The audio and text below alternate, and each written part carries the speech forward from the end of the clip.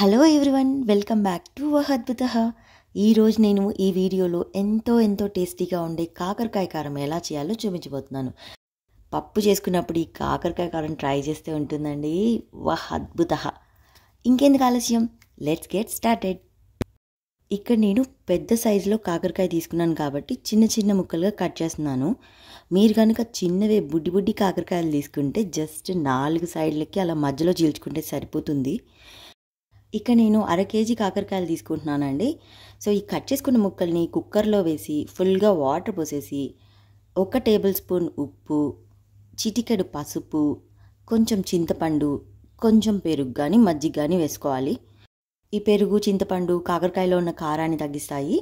ఇక కుక్కర్ మూత పెట్టేసి మీడియం ఫ్లేమ్ మీద ఒక 2 విజిల్స్ తెప్పించుకుంటే సరిపోతుంది. ఆ కుక్కర్ విజిల్ పోయే లోపల మనం ఇక్కడ కారం రెడీ చేసుకుందాం. 15 నుంచి 20 ఎండుమిరపకాయలు, ఒక 2 టేబుల్ స్పూన్ల కొబ్బరి పొడి, 1 స్పూన్ ధనియాలు, ఒక 5 వెల్లుల్లి రెబ్బలు, 1/2 టేబుల్ స్పూన్ ఉప్పు, ఇవన్నీ వేసి ఇలా బరకగా మిక్సీ పట్టుకోవాలి.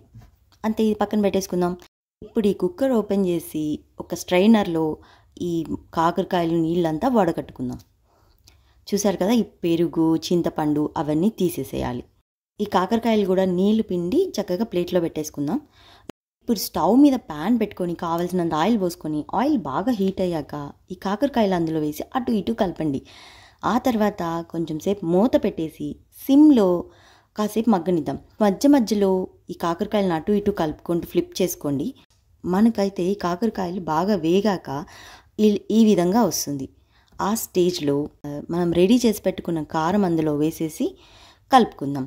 మీకు కానీ కూర కొంచెం పొడిగా అనిపిస్తే కొంచెం ఆయిల్ వేసుకోండి. అప్పుడే ఈ కాకరకాయ కారం రెండు బాగా మిక్స్ అవుతాయి.